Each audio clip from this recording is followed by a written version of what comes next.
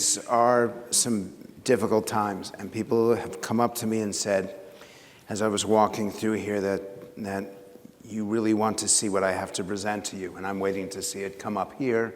I don't know of a time when this country's been more divided and people have been more angry, and there's been a greater challenge in just about every way of American life.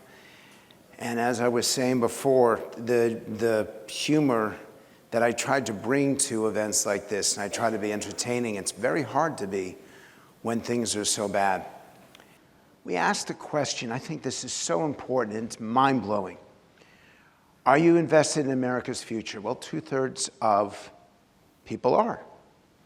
But is America invested in your future? 31%. If you want to understand that ugliness, that brittleness that's happening underneath us, why we're so resentful to each other, why we're so angry, this is one of the most important reasons. We think we're doing a lot for the country, but we don't think the country's doing anything for us. This is death of democracy if this continues. And it is a wider spread in the US than any country that we polled in Asia or in Europe.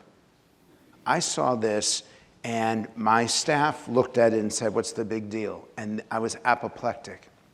If you think that you're giving to your country and your country isn't giving back, it's not just resentful. You start to get violence. You start to get what we saw in our streets back in 2000. We can live through this for a year. And by the way, I'm not supposed to be this negative, but it gets worse. Like, this is the good part of the presentation. This is the part that makes you hopeful. If this stays with us, I don't know how we turn around. I'm going to give you one other example of this. Is our political system rigged against people like you? 41% say yes. The good news is the American economy rigged against people like you. Only 35% say yes, which is why this room is so important. And we're going to talk about the war in the wealthy, and you're an expert on it. This is the opening of that.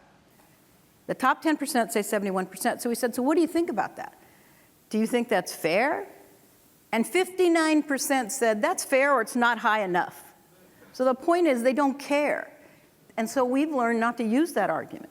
You can't explain fair share. You can't explain what wealthy means. We've changed it to successful.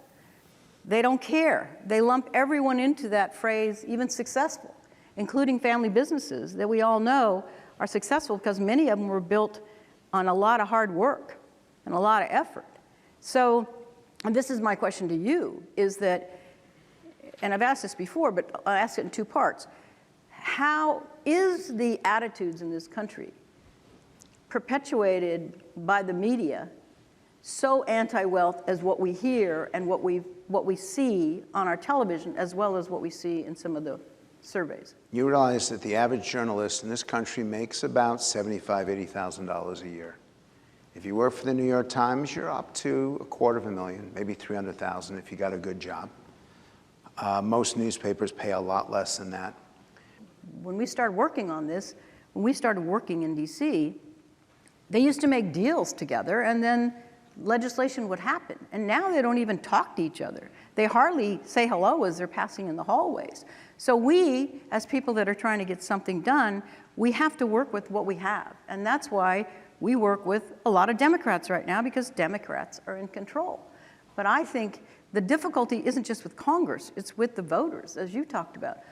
The polling that we did last August, 40% of Democrats in this country said this country has failed them. And only 42% of Republicans believe this country is exceptional.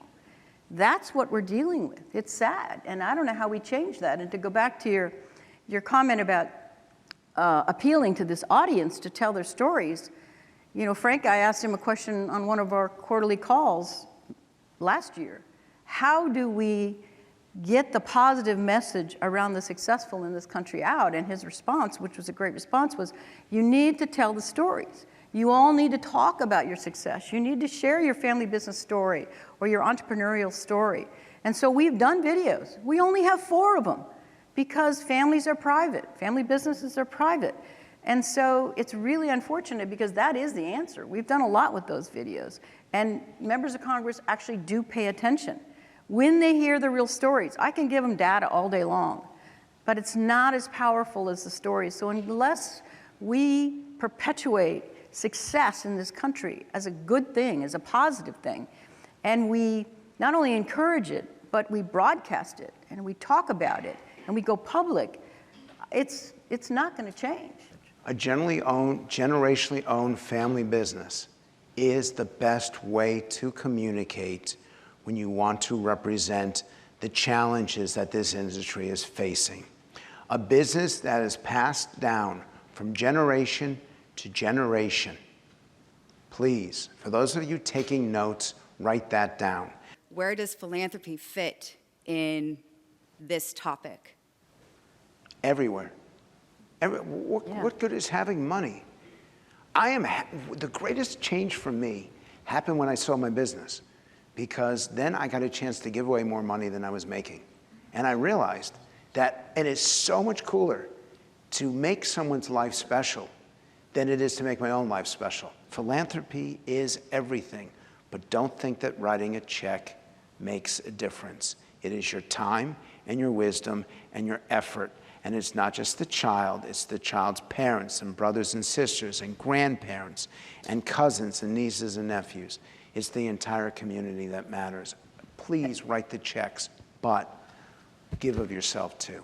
And I would add to that, most people think of philanthropy as social causes, okay? At Family Enterprise USA, we happen to be a 501c3. We focus on economic causes. And that doesn't get enough attention in the philanthropic world. It's like nobody remembers that. You know, if we don't have these for-profit organizations that are the engine that promote and give to the not-for-profits, where are we going to be? So don't forget those organizations that actually generate, that are not-for-profits, that work on economic issues.